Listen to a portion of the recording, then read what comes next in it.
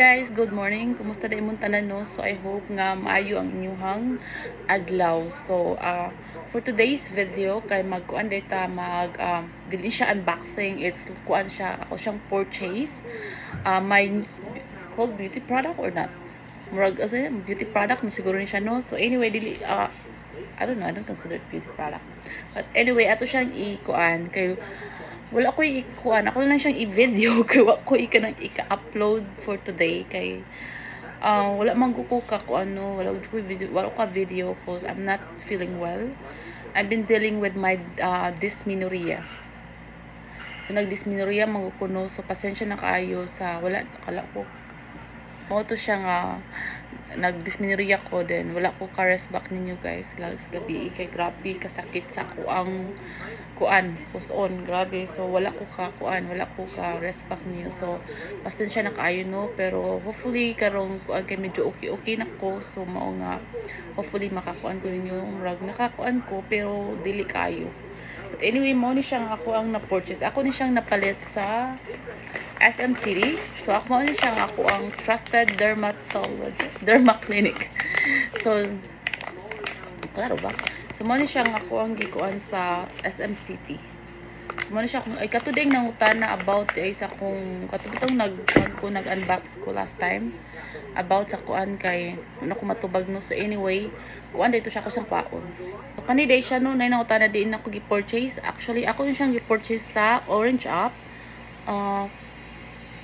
pangita lang ako lang ikuan no wala ko kay boss nakalimot ko sa store pero naa siya kuan sa Orange app nga legit nga store sa kay naamang vidaghan nga mga fake no pero kani siya is a very legit store yun ni siya naa siya kuan ni siya face and body serum retinol and hyaluronic acid ano mao ni siya pwede nimo siya gamiton sa imong naong na siya banat effect like kana bitong mong wrinkles ko no according sa naggamit sa kuan pero wag mo na ko gamita sa akong naong kay kanang dili makaya sa akong naong so naan siya pero ako ni siya gigamit like sa ako ang mga darkened area like sa siko, tuhod ug sa ako ang kigol.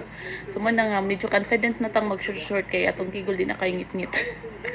Pero effective siya sa ako so I don't know sa inyo ha pero dili ayaw lang niyo gamita everyday kanang every other day lang kay kanang isugyod siya then pwede niyo siya gamitan og ini nga kanang ikuan na nyo uguan ba BB oil ba ron or ay lasa ng cooking oil no any cooking oils ako kay kani akong gigamit ang sunflower oil medyo mahal siya kaya I think 200 plus din siya so medyo mahal so kung any cooking oil any oil so anyway mo ni siya akong gi-purchase sa ano ko siya gi-purchase sa Derm Clinic so mo ni siya Dermisol lotion duha akong gipalit. So kuan sa di siya almost 300 pesos. I'm not sure sa exact price. So upat lang siya kabuok. Then kani di siya para ni ako ni siyang gibay para sa ako ang mga allergies. No? So kung pareha mo na ako nga naay mga allergies. So aside from cetirizine, so kani siya kay kanang mga tol man tanong amot lang ako kay katlan ko basta na ako'y allergy. So nagkuan ko kay just last week na ako'y allergy sa ako ang liog until now na pa siya marks pero di na kay siya kuan.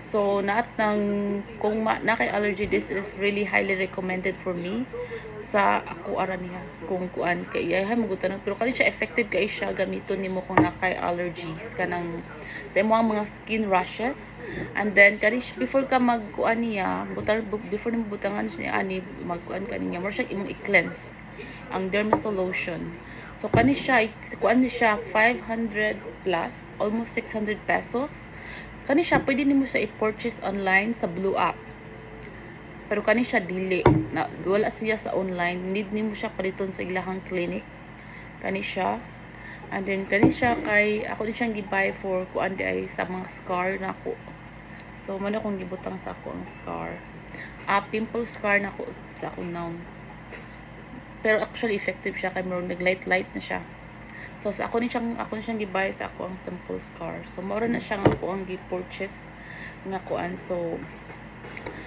pero kung ganahan dyan mo niya no nara siya sa SM City Maligyan mo tani. Effective kay ni siya. Kung kuan kay kanang bitong needed na ko siya kay kanang para gani sa akong allergy mostly sa ako ang tiil to ang akong allergy karon hisakam sa akong liog.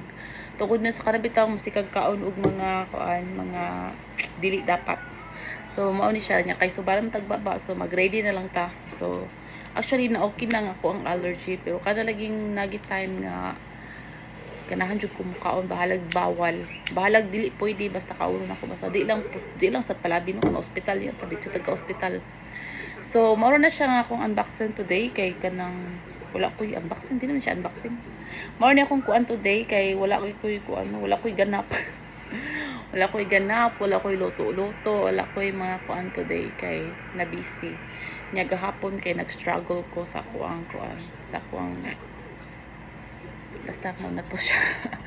So anyway, thank you day guys sa inyong always nga pagsuporta and I really appreciate it so much and hopefully no later makakuan ako ninyo. So that's it for now and have a good day and have a good day ahead and please don't forget to follow and share. Bye.